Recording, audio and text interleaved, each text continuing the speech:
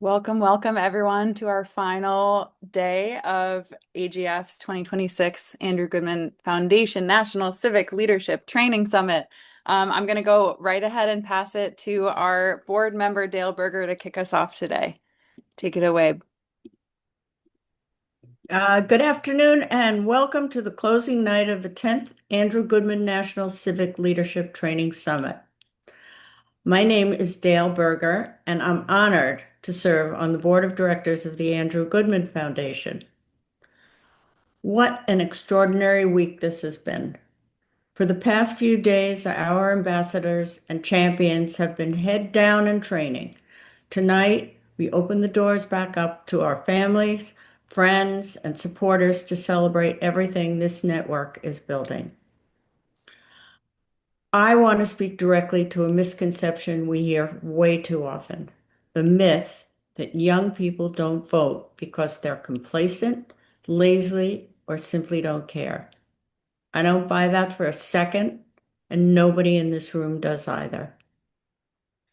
Andrew Goodman Foundation ambassadors are the living proof. Every student here spent this week learning how to register classmates, mobilize friends, and protect campus voting sites. People who don't care don't do that. You do it because you understand what much of the country still misses. The barrier isn't youth apathy, it's youth access. You see the absurdity up close every day. A student living in a dorm is asked for a utility bill that they can't possibly get. In some states, you can register with an expired gun license, but not a valid out-of-state student driver's license or student ID. Yet, despite every roadblock, you organize anyway. So proud of you. That's the whole idea behind this year's theme, democracy, the unfinished promise. Roadblocks don't mean the promise was broken. They mean it's still unfinished and you're the ones finishing it. That's why my husband Max and I care so deeply about this foundation. When you train and trust a young leader, they don't just vote once. They become voters for life and they bring their communities with them. It's very emotional. That is how we safeguard democracy, not just for this November, but for generations to come. As America approaches its 250th anniversary, this week's theme, Democracy, the Unfinished Promise, reminds us of Andrew Goodman, James Chaney, and Michael Schwerner. They never got the chance to become elder statesmen, but their legacy lives in your commitment to show up day after day. As America approaches its anniversary, this week's theme, Democracy, the Unfinished Promise, reminds us of Andrew Goodman and James Chaney and Michael Schwerner. Yesterday also marked 61 years since the Voting Rights Act became law, the very law their deaths helped bring into being. Tonight, we honor that legacy through story. We are thrilled to close our summit with a screening of John Lewis, Good Trouble. Congressman Lewis was not only a giant of the civil rights movement, but a cherished former member of our own AGF advisory board. Before the film, we'll hear from the film's producer, the incredible Erika Alexander, whom we had the privilege of honoring at our opening ceremony early this week.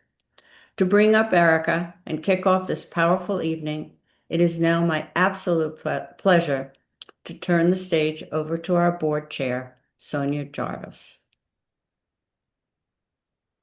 Thank you. Thank you. And good evening, everyone. Sonia Jarvis, Esquire, Chair of the Board of Directors of the Andrew Goodman Foundation. Can you hear me all right? Just want to make sure.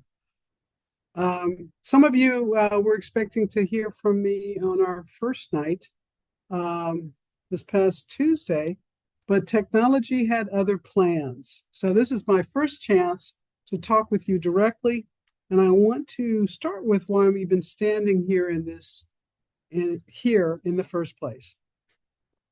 Early in my legal career, I clerked for Judge Frank M. Johnson Jr., the federal judge who ruled the Selma to Montgomery March could go forward and forced Alabama schools to desegregate when almost no one else in power would. I sat in his chambers and watched what it looks like when the law gets used to open a door instead of holding it shut. And that's the same instinct I see in this network. This year, the network reaches 70 campuses, 25 states, and Washington, D.C., where I live, touching a student population of 1 million people through over 100 ambassadors. We're very proud of that, but it's people like Dale Berger and her husband and the other board members who helped to make this possible. Behind every one of those numbers is a student who decides that democracy is worth their time, worth a fight, worth showing up for again and again, whether that meant registering classmates, defending a voting site, or simply refusing to wait for permission. This year's summit theme, as you just heard, is Democracy, the Unfinished Promise. And if you want to know what that looks like in practice, you don't have to look any further than the Andrew Goodman Foundation network. Yesterday was August 6th, 61 years since the Voting Rights Act became law, a law we owe in no small part to a national treasure this country lost far too recently, John Lewis. And I talk about John Lewis because I got to know him when I was working for my judge. And we had a friendship that lasted until he left us from his illness. It's also a law this foundation's namesake never got to see. Andrew Goodman was murdered in Mississippi in 1964. And the outrage over his death, alongside James Chaney and Michael Swerner, helped push that law into an existence a year later. I don't think it's an accident that you spent this past week so close to that date learning how to defend their life's work. Before I go any further, I want to thank two groups of people. My fellow board members, you've already heard from one before me, and we thank you for your time, your judgment, and your belief in this work. And the Andrew Goodman team, the staff who spent months building the summit and have been running it in real time all week. None of what you've experienced this week happens without both of them. We have the board and we have the team. And that brings me to tonight. And I'll be honest with you, I've been waiting all week to do this part. That is, you already heard the introduction of Erika Alexander, played Maxine Shaw on Living Single, a Black woman attorney who was brilliant, unapologetic, and utterly herself. I watch that show all the time. And that performance built a generation. 1 in 3 Black women lawyers today say Maxine Shaw directly influenced their decision to go to law school. And Erika herself has said in testimony before Congress that the character helped inspire people like Stacey Abrams and Congresswoman Ananya Presley. They call it the Maxine Shaw effect now, a documented, measurable legacy carried by millions of women since. And Maxine Shaw was never the whole story. Erika has spent decades since proving her range, Get Out the Vote, American Fiction, Black Lightning, Queen Sugar, Watang, an American Saga. She's campaigned across the country for Hillary Clinton. Some of you may remember her, and spoken at the Democratic National Convention. She also co-founded Color Farm Media, and her latest project, Terms and Conditions with the Tech We Want, digs into exactly the kind of question this summit cares about. Who artificial intelligence and big tech are actually built to serve. She sits on boards training women to run for office and fighting for fair wages. She's testified before Congress, and she produced Good Trouble, the film we're about to watch tonight, spending months with Congressman John Lewis to make sure his story got told right. Earlier this week, she became the first ever recipient of this foundation's Robert Masters Award, and Robert Masters is with us tonight as well. She's back in person to introduce that film herself. Erika wears many hats, including actress, trailblazing activist, entrepreneur, creator, producer, and director. A national treasure herself, she is one of the country's boldest, most daring, and powerful voices. And I'd like you to please join me in welcoming her. Okay? Hello, everybody. Well, thank you so much.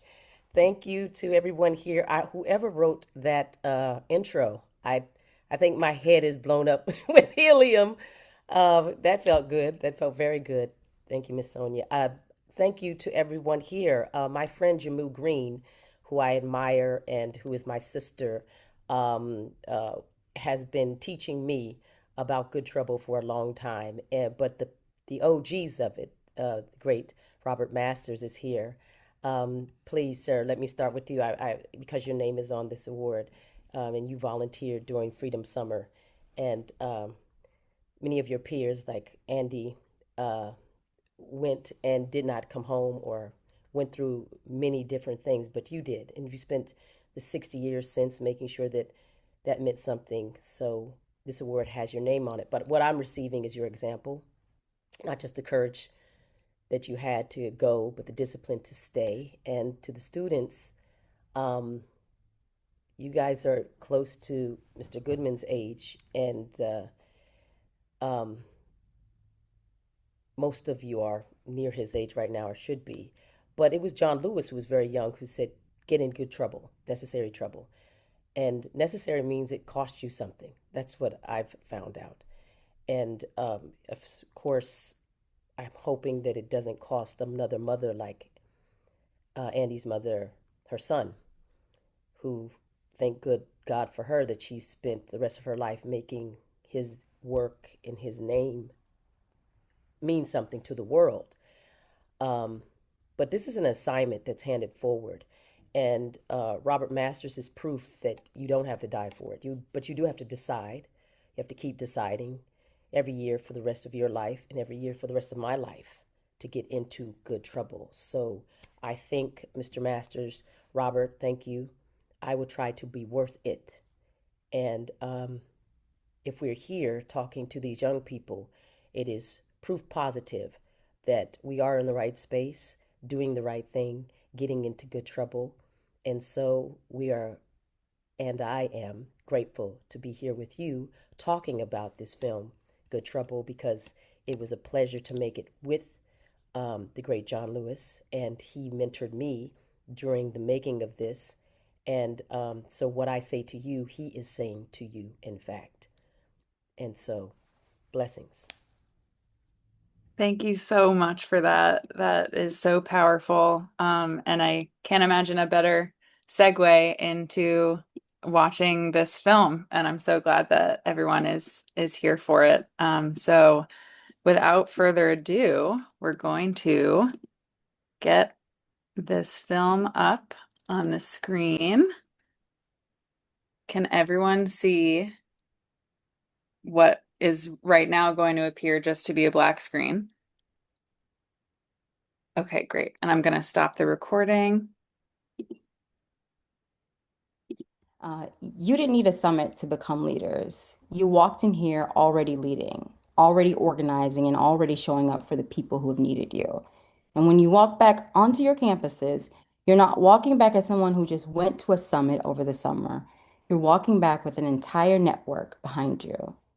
Because democracy, as we've talked about, it is not having an easy year, and the barriers are real, the attacks are real, and there's an election coming that's going to need each and every one of you at your best. But I've never worried about whether you're up to it. I've watched you fight for polling sites, register your classmates, and stand up in front of election boards that didn't want to hear you, and win anyway. And that's not potential. That is proof. So go get rest and then go lead. Just get louder, get sharper, and remember that there is an entire network standing behind you so that you can finish this promise. And thank you so much for being here.